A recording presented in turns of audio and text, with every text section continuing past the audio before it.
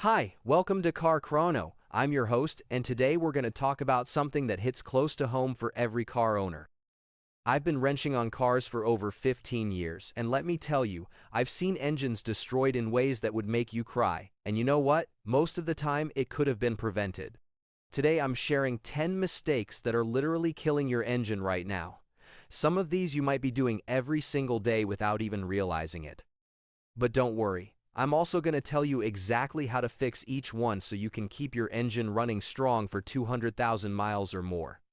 If you're new to Car Chrono, we keep it real here. No fancy talk, no BS, just straight up advice from a mechanic who's seen it all. Hit that subscribe button so you don't miss our weekly videos. Alright, let's get into it. Mistake number 1, ignoring oil changes. Number 1, and this is the big one folks, skipping or delaying oil changes. I cannot tell you how many engines I've torn down that were absolutely destroyed because someone thought they could squeeze out another 1,000 miles. Look, I get it. Life gets busy. Oil changes aren't cheap, but here's the thing. Your engine oil is literally the lifeblood of your motor. It lubricates metal parts spinning at thousands of RPM. It cools critical components. It cleans out crud and deposits. When that oil breaks down, you're basically running metal on metal. That's a recipe for disaster. I had a customer come in last month with a Honda Accord. Nice car, only 80,000 miles on it. Engine was knocking like someone was inside with a hammer. Why? He went 15,000 miles on one oil change because he, quote, forgot about it. We pulled the oil pan off and the sludge inside looked like black peanut butter. Engine was toast. $4,500 for a used engine replacement, all because he skipped a $50 oil change. The fix: follow your owner's manual, period. If it says 5,000 miles or 6 months, do it. Don't listen to your buddy who says he goes 10,000 miles. Every engine is different. Set a reminder on your phone, put a sticker on your windshield, whatever it takes, and please, use the right oil. If your car calls for synthetic, use synthetic. This isn't the place to cheap out. Mistake number 2, running low on coolant. Mistake number 2 is running low on coolant or ignoring coolant issues. Your cooling system is what keeps your engine from literally melting itself. I'm not exaggerating here. Your engine runs at around 200 degrees Fahrenheit normally. Without proper coolant flow, temperatures can spike to 250, 300 degrees or higher.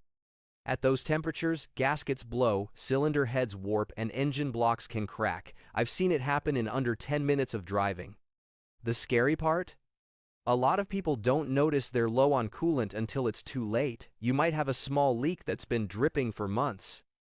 Or your coolant is old and broken down so it's not doing its job anymore.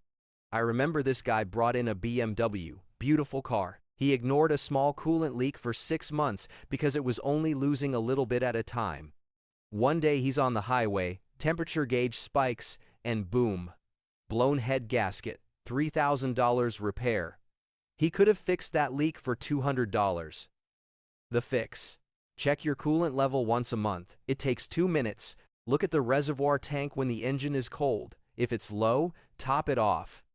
But here's the key: if you're constantly adding coolant, you have a leak. Get it fixed immediately. And flush your coolant every 30,000 miles or as your manual recommends. Old coolant is almost as bad as no coolant. Also, if your temperature gauge starts climbing, pull over immediately. Don't try to make it home. You'll turn a $200 problem into a $3,000 disaster. Mistake number 3, ignoring the check engine light. Number 3, and this one drives me crazy, ignoring your check engine light. I can't tell you how many times someone rolls into my shop with that light on and says, "Oh, it's been on for 6 months, I just ignore it." That light is your engine's way of screaming for help. Yeah, sometimes it's something minor like a loose gas cap or a bad sensor. But sometimes it's telling you your catalytic converter is failing, your engine is misfiring, or your oxygen sensors are shot. And when you ignore it, small problems become big, expensive problems. I had a lady come in with a Camry. Check engine light had been on for a year. Turned out she had a misfire on cylinder 3. No big deal, right? Wrong. That misfire was dumping raw fuel into her catalytic converter. After a year, that cat was completely clogged and destroyed. She needed a new cat, new spark plugs, new ignition coil, new oxygen sensors. What could have been a $200 fix turned into $1,800. The fix: when that light comes on, get it checked. Most auto parts stores will scan the code for free. Takes 5 minutes, then you know what you're dealing with. Maybe it's something simple you can fix yourself. Maybe it needs a mechanic, but at least you know, and if the light is flashing, that means serious misfires. Pull over immediately. A flashing check engine light means you're doing damage right now. Mistake number 4, short trips only. Mistake number 4 is only taking short trips. Now this one surprises people. They think, hey, I barely drive my car, it should last forever. Not quite. When you only do short trips, your engine never gets fully warmed up, and that's a problem. Your engine needs to reach operating temperature to burn off moisture, fuel contamination, and condensation that builds up in the oil. If you're only driving 5 minutes to the grocery store and back, that stuff never burns off. What happens? Your oil gets contaminated with water and fuel. That creates sludge. That sludge clogs up oil passages, damages bearings, and eventually kills your engine. I've seen cars with only 50,000 miles on them with engine sludge that looks like they have 200,000 miles of hard use.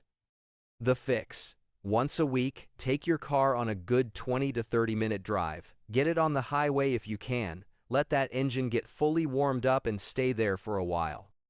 It'll burn off all that contamination and keep your oil clean, and if you really only do short trips, consider changing your oil more frequently. Instead of every 5,000 miles, maybe do it every 3,000. Think of it as cheap insurance.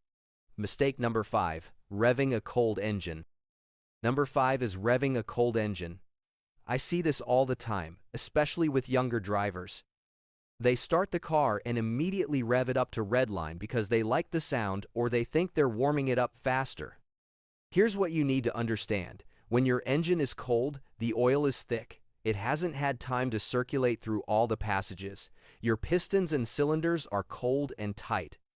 Everything is at maximum friction. When you rev a cold engine, you're forcing all those tight parts to move at high speed without proper lubrication. You're literally grinding metal together.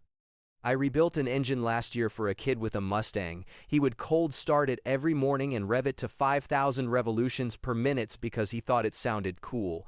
After 2 years of that, his bearings were toast. The cylinder walls were scored. Engine needed a complete rebuild at 60,000 miles. Should have lasted 200,000 easy. The fix: start your car and let it idle for 30 seconds to a minute. That's it. Just long enough for oil pressure to build and oil to start circulating. Then drive gently for the first 5 minutes. Keep RPMs low, no hard acceleration. Once your temperature gauge is at normal operating temp, then you can drive normally. Your engine will thank you with a long, healthy life. Mistake number 6, using cheap or wrong oil. Mistake number 6 is using the wrong oil or buying the cheapest oil you can find. Look, I'm all for saving money, but your engine oil is not the place to cheap out. Modern engines are built to tight tolerances. They need specific oil viscosities to work properly. If your manual says 5W30 synthetic, there's a reason. Using 10W40 conventional because it's cheaper will cause problems. The oil won't flow right when cold, it'll be too thin when hot, and your engine will wear faster. And cheap oil? Man, there's a reason it's cheap. It breaks down faster, it doesn't have the additives needed for modern engines, it won't protect against sludge and deposits. I've seen engines with 100,000 miles that look brand new inside because the owner used quality oil. And I've seen engines with 50,000 miles that are full of sludge because the owner used whatever was on sale. The fix: use exactly what your owner's manual specifies. If it says synthetic, use synthetic. If it says 5W30, use 5W30. You don't need the most expensive oil on the shelf, but buy a quality brand. Mobil 1, Castrol, Valvoline, Pennzoil, these are all good. And if you have a turbo engine or a high-performance engine, definitely use synthetic. Those engines create tremendous heat and stress. They need the best protection you can give them. Mistake number 7, ignoring air filter. Number 7 is ignoring your air filter. This is such a simple thing, but so many people forget about it. Your engine needs air to run, lots of air. A clogged air filter chokes your engine. When your air filter is clogged, your engine can't breathe. It has to work harder to suck in air. That means worse fuel economy, less power, and more stress on the engine. But here's the scary part. A really clogged filter can start to collapse and pieces can get sucked into your engine. I've seen air filters disintegrate and send chunks of paper into throttle bodies and intake manifolds. And if you're running with no air filter or a damaged one, dirt gets in your engine. That dirt is like sandpaper on your cylinder walls and bearings. It'll destroy an engine faster than almost anything else. The fix: check your air filter every oil change. Pull it out, hold it up to the light. If you can't see light through it, replace it. Most air filters should be changed every 15,000 to 30,000 miles depending on conditions. If you drive on dusty roads, change it more often. It's a $20 part that takes 5 minutes to replace. Do it yourself and save money. And never ever run without an air filter. I don't care what your buddy says about gaining horsepower. The damage isn't worth it. Mistake number 8. Ignoring timing belt. Mistake number 8 is ignoring your timing belt or timing chain maintenance. Not all engines have timing belts anymore. Many use chains now. But if your engine has a belt, listen up. Your timing belt keeps your camshaft and crankshaft synchronized. If that belt breaks, your valves and pistons smash into each other. On an interference engine, which most modern engines are, this causes catastrophic damage. We're talking thousands of dollars in repairs. Complete engine rebuild or replacement. The worst part? Timing belts give you no warning. They just snap. 1 minute you're driving, the next minute your engine dies and won't restart. I've seen people stranded on the side of the highway because they ignored the recommended timing belt change. I had a customer with a Honda Pilot. Timing belt was due at 105,000 miles. She was at 130,000. Kept saying she'd do it next month. One day, snap. Belt broke on the freeway. Engine was destroyed. $5,000 for a used engine. The timing belt replacement would have been $800. The fix: know if your engine has a timing belt or chain. Check your owner's manual. If you have a belt, follow the replacement schedule religiously. Most timing belts need to be changed every 60,000 to 100,000 miles. Don't push it. When you change the belt, change the water pump too. They're right there together, and water pumps usually fail around the same mileage. Timing chains last longer but still need inspection. If your engine is making a rattling noise at startup, your timing chain might be stretched. Get it checked before it jumps a tooth or breaks. Mistake number 9, running on empty.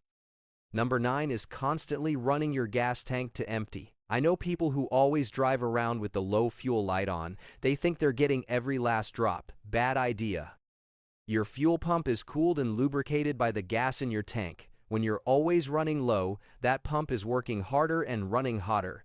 It's sucking up sediment and crud from the bottom of the tank. That shortens the life of your fuel pump big time, and in fuel-injected engines, which is everything made after the 1990s, you also risk getting air in your fuel system. That can cause your engine to run lean, which means too much air and not enough fuel. Running lean causes high combustion temperatures that can damage pistons and valves. Plus, nobody wants to be that person stranded on the side of the road because they ran out of gas. It's embarrassing and dangerous. The fix: don't let your tank get below a quarter tank. That's it. Simple rule: when you hit a quarter tank, fill up. Your fuel pump will last longer, you won't suck up tank crud, and you'll never be stranded. In winter, keeping more fuel in your tank also prevents condensation from forming. That condensation can freeze in your fuel lines and cause all sorts of problems. Mistake number 10, ignoring strange noises. And the final mistake, number 10, ignoring strange noises. This is the big one, folks. Your engine talks to you. When it's making weird sounds, it's literally begging for help. A knocking sound could be bad bearings or detonation. A ticking sound, maybe lifter problems or low oil. A squealing sound, probably a belt. A grinding sound, that's really bad, could be anything from a failing alternator to damaged internal components. Whatever the sound is, it's not going to fix itself. It's only going to get worse and more expensive. I can't count how many times someone has told me, "Oh, that noise has been there for months, I just turned up the radio." Then they bring it in and the repair costs 3 times what it would have if they'd come in when the noise first started. That knocking sound that could have been fixed with a $50 sensor replacement? Now it's a $3,000 engine rebuild because they ignored it for 6 months. The fix: when you hear a new sound, get it checked immediately. Not next week, not next month. As soon as possible, even if it ends up being nothing serious, at least you know. And you might catch something small before it becomes catastrophic. Record the sound on your phone so you can play it for your mechanic. That helps a lot with diagnosis. And be honest with your mechanic about how long the noise has been there. We're not going to judge you, we just need to know so we can diagnose it properly. Conclusion. Alright folks, there you have it. 10 mistakes that are killing your engine and exactly how to fix them. Look, I know cars can be intimidating, but taking care of your engine isn't rocket science. It's just about being consistent with maintenance and paying attention to what your car is telling you. Remember, a little prevention now saves you thousands later. Change your oil on time, keep your coolant fresh, don't ignore warning lights, let your engine warm up, use the right fluids. Check your filters. Follow the maintenance schedule. Keep gas in your tank. Listen to your engine. Do these things and your engine will easily last 200,000 miles or more.